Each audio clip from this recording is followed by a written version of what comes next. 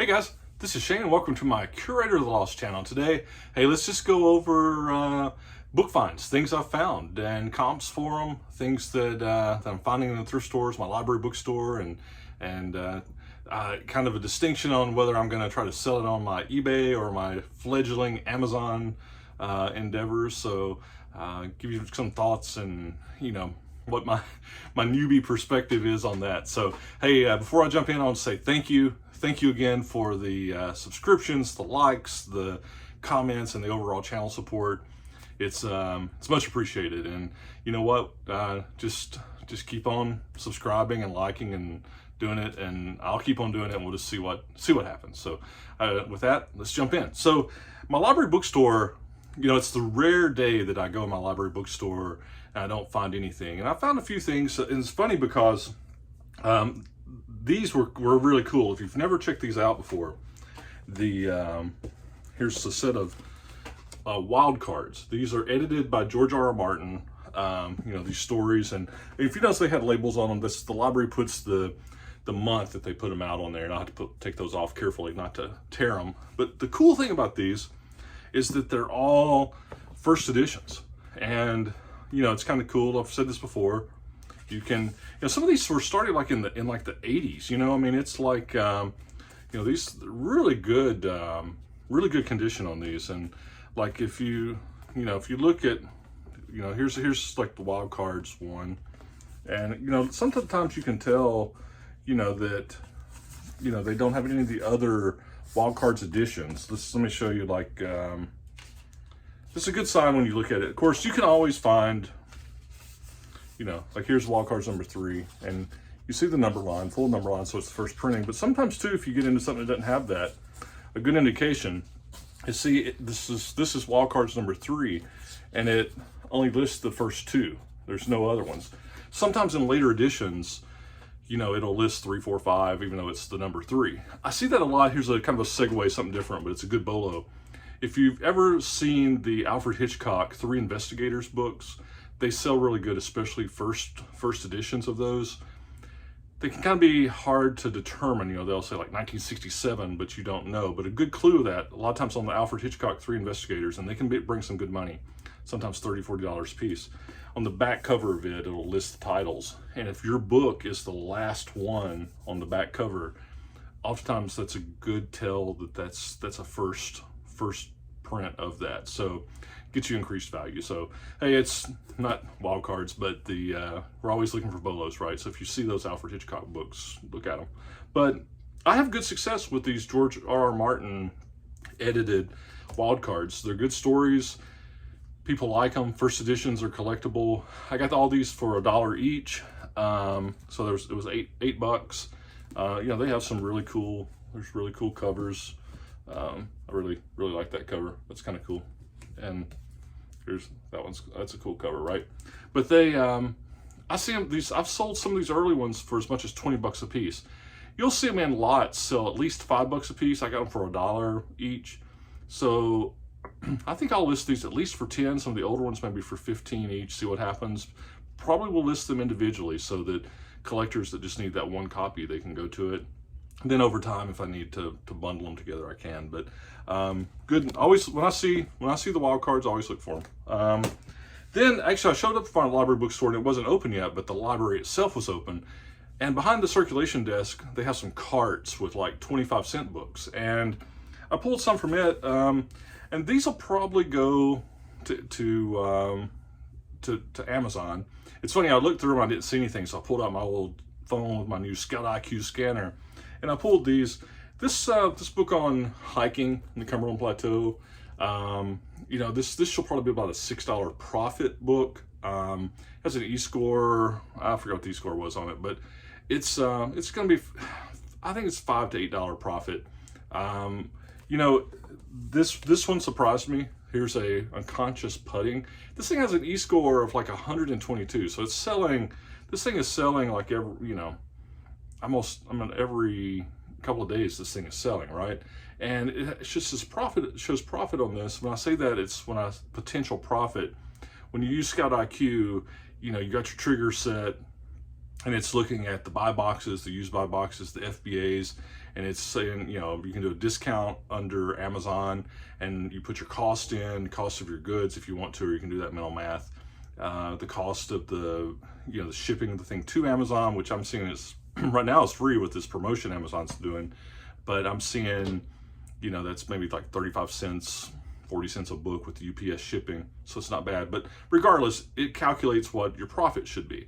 And so there's a distinction here when I'm trying to, when I'm listing something on Amazon, to say, hey, here's the potential profit based on kind of what my Scout IQ and then my triggers are set, are telling me, versus on eBay when I'm saying, hey, this is a $20 book, or I'll sell this for 15, because on eBay, you figure take 15% off, you know, and I charge shipping on top of that, but you can take 15% off, and that's gonna, you know, I tell you I bought it for $1. If it's 20 bucks, take 15% of that, you know, that's gonna be like another $3. You could calculate, you know, it's like $16 profit. But with Amazon stuff that I'm listing, I'm kind of couched in terms of what I think the profit on the book is, because I'm doing fulfilled by Amazon. Some people might be doing merchant fulfilled. So a book might list for 15 bucks with merchant fulfilled, and it could be 15, or it could be 18, or it could be 30 bucks with FBA, you know, fulfilled by Amazon. So I'm couching those in terms of profit, you know, potential profit. So I think this will be about $11 profit book. Here's this Ladies in the Shark. It was another kind of cool pull. I think this will be an $8 or $9 profit. And then here's one I may have to keep it, but I'm gonna list on eBay. This Revenge of the Roadkill, kind of a comedy book. I marked this on to show you, and I got all these for $1. So here's something called Squirrel Delight. Okay, so I live in Alabama. I was raised in Tennessee. I always love to go squirrel hunting, but to make Squirrel Delight, if you're interested, you may want to like have a dinner party and have Squirrel Delight. But what you need is one squirrel, a little bit of cooking oil, and salt and pepper. If you have that, you can make Squirrel Delight. So if you would like to own this book and, you know, get the further details of Squirrel Delight, it'll be in my store soon. So then I went to a thrift store, and I got this How to Draw Marvel comics. This is something I just wanted. I had this back in the 70s. I don't have a copy of it, and just nostalgia. I wanted to look at it. It'll resell for $5 or $6, but I think I paid $1 for it, and I just got it to look through, kind of for me. And then this was a great, this 18th Air Corps and Desert Storm. This book is like unread, mint condition, really good shape. I'll be able to list this, put it on this eBay for about $25. I see copies of this comps, no sold comps, I see it listed for in the 40s to 80s. So I'm thinking it'll really, 25 to 30 bucks is where they listed to sell it. Be a good one. And then these other ones I'm going to show you are ones that I found using the scanner. Okay, not my eyeball. You know, I'm the Mark 1 calibrated eyeball guy, but I went through it after I had cherry picked. I'm like, all right, I got some time. Let's go to the shelf and use the scanner and see what I can pull. So this one was really interesting. I didn't pull this one with my eyeball, and it's this, so the spirit catches you and you fall down. It's, you know, it looks like it's going to be profit potential of about 17 bucks at an E-score on a Scout IQ of like 62. So I think it's selling like every 3 days. And I see some of these, you know, the buy box of this was like $29 and there was no FBA. So I think this will sell good. Then there was this Elements of Mentoring. It should be like a $9 profit book on Amazon through FBA. It had an E-score of 71. So again, every 3 days or so, I think that's selling. Here's one, this Taking Charge of ADD. It's only about probably $6 profit book, but I think it'll sell quick. It had I think this thing might have had like a E-score, or, you know, or Amazon ranking, BSR buy or sell ranking of like 5,000 or something. It might be like the highest ranked book I've ever pulled on something, you know. So most of the time my stuff's like 5 million or something. But I think that'll bring $5 or $6 there. This one, it's Ethical Problems in the Practice of Law. I was actually surprised about this one. This would be something that I might look up if I pulled it with my eye. But you know, sometimes this was 2019 and 20 edition. I need to go, so I was like, I don't know. I don't know how often this thing gets published, but you know, it has an e-score of 35. You know, so it's not too long. And it looks like profit potential on this could be it's $19 is what it says. So, you know, we'll see what happens. And then here was one, this How to Hunt Everything, and it says I should get maybe about a $12 profit's what I'm looking for this one. You know, it has a lower e-score.